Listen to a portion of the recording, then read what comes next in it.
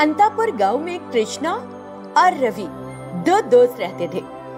दोनों मन लगाकर पढ़ाई करते थे। एक दिन स्कूल की छुट्टी होने के कारण कृष्णा और रवि कृष्णा के घर पर खेल रहे थे और टीवी भी देख रहे थे। कुछ देर बाद उन्होंने कृष्णा के पापा को मोबाइल पर गेम खेलते हुए देखा और उन्हें ये बड़ा दिलचस्प लगा। फिर वे उसके पीछे खड़े होकर उन्हें खेल खेलते हुए देखने लगे। कुछ समय बाद कृष्णा के पापा अपने काम पर चले गए। जल्दबाजी में अपना मोबाइल घर पर ही भूल गए। कृष्णा और रवि ने घर में मोबाइल पड़ा देखा। कृष्णा, मुझे लगता है तुम्हारे पापा अपना फोन भूल गए। चलो उनके फोन पर गेम खेलते हैं। कृष्णा सहमत हो जाता है और वे दोनों उस फोन पर बारी बारी से बहुत देर तक खेलते ही रहते हैं।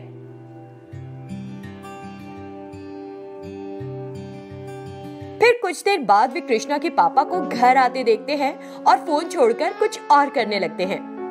अगले दिन वे दोनों मोबाइल पर खेले अपने गेम की बात करते हैं। कृष्णा रवि को बताता है कि उसे गेम खेलकर कितना मजा आया। कृष्णा की बात सुनकर रवि उसे समझाने की कोशिश करता है। सुनो कृष्णा, कल हम स्कूल नहीं गए थे तो हमने गेम खेल लिया, लेकिन अगर हम ऐसे ही खेलते रहेंगे तो इनकी लत लग जाएगी और हम अपनी पढ़ाई पर ध्यान नहीं देंगे। कृष्णा रवि से सहमत होने का नाटक करता है, लेकिन वो तो पहले से ही खेलों का आदी था। अपने पापा की जानकारी के बिना वो रोज उनके मोबाइल पर गेम्स खेलता था।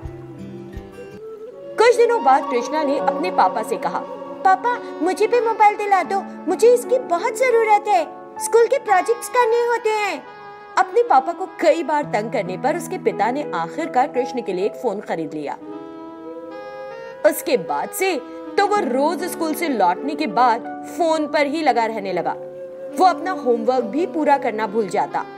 इस तरह उसकी पढ़ाई पूरी तरह से छूट गई। कृष्णा, मैं आजकल देख रहा हूँ कि तुमने फोन पर गेम्स खेलने के चक्कर में अपनी पढ़ाई लिखाई बिल्कुल छोड़ दी है। रवि के एग्जाम्स में कितने बढ़िया नंबर आए हैं, लेकिन तुम सभी सब्जेक्ट्स में फेल हो गए। मुझे अभी के अभी फोन वापस दो। पापा के फोन छीनने के बाद कृष्णा फोन के लिए रोने लगता है और खाना पीना बंद कर देता है। ये देखकर उसके पापा उसे फोन वापस कर देते हैं और उसके बाद वो जब भी फोन वापस लेते हैं तो कृष्णा यही काम करता है और वो फिर से फोन पर गेम खेलने लगता है और पूरी तरह से उसका आदी हो जाता है। बेटे की हालत देखकर उसके पापा को दुख होता है। अगर ऐसा ही चलता रहा तो वो पढ़ना लिखना बंद कर देगा, एक दिन हमें भी भूल जाएगा। उसने हमसे बात करना तो पहले ही बंद कर दिया है।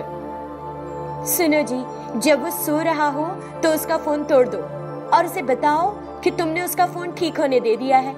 जैसे आज उसने हमसे बात नहीं की, उसके कुछ पूछने पर हम भी जवाब नहीं देंगे तो अपनी गलती समझ जाएगा। वे दोनों इसके लिए राजी हो जाते हैं और कृष्णा का फोन खराब कर देते हैं। अगले दिन कृष्णा अपना फोन देखकर, अरे रे, मेरा मोबाइल कैसे खराब हो गया, पापा से इसे जल्दी ठीक करने के लिए कहना होगा।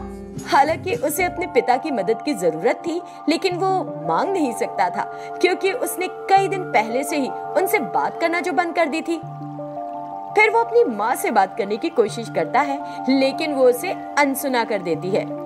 कुछ दिन बीत जाने पर वो उदास होकर एक जगह बैठकर सोचने लगता है, हे भगवान, इस खेल की लत के कारण मैंने कितने दिनों से अपने मम्मी पापा और दोस्त से बात करना बंद कर दिया है। रवि मुझसे पढ़ाई में कितना आगे निकल गया। अब मेरे पास तो फोन भी नहीं है और मेरे मम्मी पापा भी मुझसे बात नहीं कर रहे।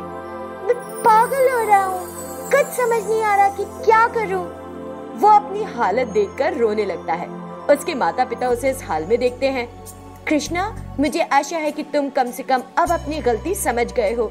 इस खेल की लत के कारण तुमने अपने दोस्त, अपनी पढ़ाई और हमारे प्यार को खो दिया।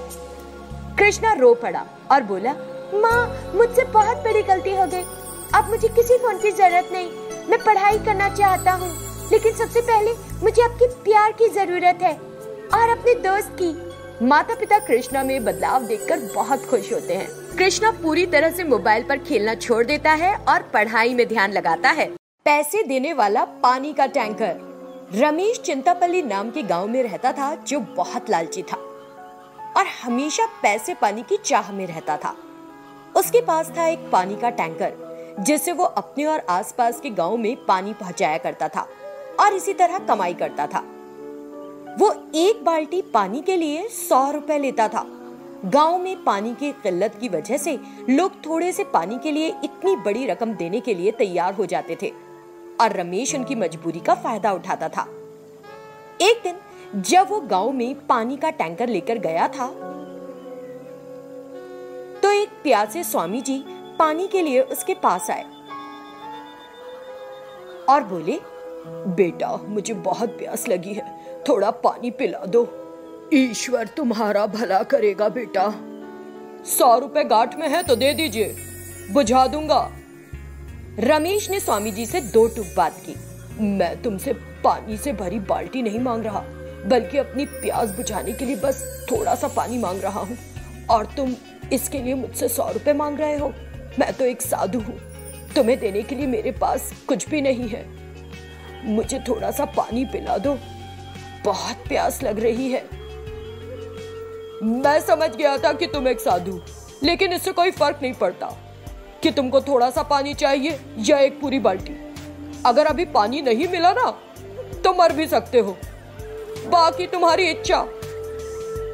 साधु हो, ठीक है, मैं पैसे चुका दूंगा, पहले मुझे थोड़ा पानी दे दो बेटा। रमेश मान जाता है और साधु को पानी देता है। तुम्हें पैसा चाहिए ना, ये पानी ही तुम्हें पैसा देगा आपसे। मुझे कुछ समझ में नहीं आया, सीधे सीधे बोलो ना। थोड़ा पानी जमीन पर छोड़ो और देखो। जैसे ही उसने थोड़ा पानी जमीन पर छोड़ा तो देखा कि पानी पैसे में बदल गया। रमेश चौंक गया। अब मैं समझ गया स्वामी जी कि आपकी बात का क्या मतलब था। अब से टैंक का सारा पानी पैसा बन जाएगा। अब मुझे इस दुनिया में अमीर बनने से कोई नहीं रोक सकता, कोई नहीं रोक सकता। वो बहुत खुश हुआ और अपने टैंकर के साथ वहां से चला गया। घर पहुंचकर उसने टैंकर को घर के पास खड़ा किया और पाइप को अपने घर के अंदर ले लिया। ये देखकर, जब सारी बाल्टियां पहले से ही भरी हैं, तो घर में पाइप क्यों ला रहे हैं आप? हाँ, अरे ना समझ, इसमें पानी नहीं है। अब यहाँ बहुत सारे पैसे आने वाले हैं जो कि अब टैंकर से निकलेंगे।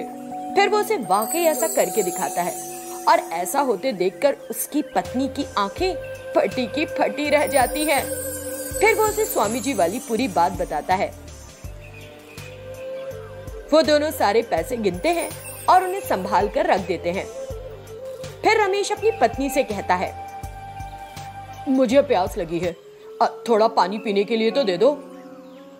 उसकी पत्नी उसे पानी लाकर देती है, लेकिन जैसे ही रमेश उसे छूता है तो पानी पैसा बन जाता है। वो हैरान रह जाता है और वो दिन उसकी प्यास बुझे बिना ही बीत जाता है। अगले दिन भी यही होता है। इस बार उसकी प्यास बढ़ जाती है। तीसरे दिन भी ऐसा होने पर रमेश को बहुत प्यास लगती है और वो पानी के लिए तड़पने लगता है। पानी, पानी। उसकी पत्नी ने उसे पानी देने की कोशिश की, लेकिन वो पैसे में बदल गया। अब रमेश को अपनी गलती समझ में आई। वो तुरंत स्वामी जी को खोजने निकला। स्वामी जी उसे एक पेड़ के पास बैठे मिलते हैं। वो तुरंत उनके पास जाता है और कहता है, स्वामी जी प्लीज मुझे माफ कर दीजिए। मैंने लालच में आकर आपके साथ पैसे की बात की। मुझे बहुत प्यास लगी है स्वामी जी, और जब भी मैं पानी पीने की कोशिश करता हूँ तो पानी पैसे में बदल जाता है। जब मैं टैंकर को पानी से भरता हूँ तो उसमें से भी पैसे ही निकलते हैं। मैं अपनी गलती समझ गया हूँ, प्लीज मेरी प्यास बुझा दे, मुझ पर दया करें। वो गिड़गिड़ाने सा लगा। मुझे उम्मीद है कि तुम समझ गए हो कि जीवन में सब कुछ केवल पैसे से नहीं मापा जा सकता। इंसान की जरूरत सिर्फ पैसा ही नहीं, ये समझना चाहिए। जब भी कोई भूखा प्यासा तुम्हारे पास आए तो उसकी मदद करने की पूरी कोशिश करनी चाहिए। दूसरे के लिए ऐसी दया रखने से हमेशा तुम्हारी मदद होगी। इस बात का हमेशा ध्यान रखना। दूसरों के लिए अच्छाई करने से ही तुम्हें भी अच्छाई मिलेगी। स्वामी जी सच में मैंने अपनी इस गलती से एक अच्छा सबक सीखा। अब मैं कभी भी पैसे का लालच नहीं करूंगा और इसके लिए दूसरों को परेशान भी नहीं करूंगा। फिर स्वामी जी उसे पानी देते हैं और वो वहां से चला जाता है। उस दिन के बाद से पानी का टैंकर रमेश को पानी और पैसा दोनों देता है। रमेश जरूरतमंदों को पानी और पैसे दोनों से मदद करता है और आराम की जिंदगी जीता है।